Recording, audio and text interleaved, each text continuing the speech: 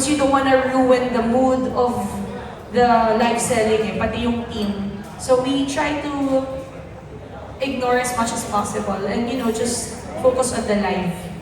Siguro yung pinaka nakuha ko, sabi nila, mataba ako. Because after giving birth, nag-live na kagad ako. So syempre, alam naman natin, mga mommies dito, I'm sure you can all relate. Medyo syempre, baka manas ka pa nun, nagla-live na ako. So siguro yung weight gain ko talaga, number 1 na binabash sa akin talaga, online. So don't worry, I'm dieting now. I'm starting. Si Rojo na may bash ka na. Wala ata to favorite si Rojo, nilove siya nung viewers niya. Ako talaga weight gain. Ikaw meron na, wala? Wala din, ako lang. Weight gain yung sa akin. Sa more on looks lang talaga. Okay, thank you. May mahabol ng question si Pinya.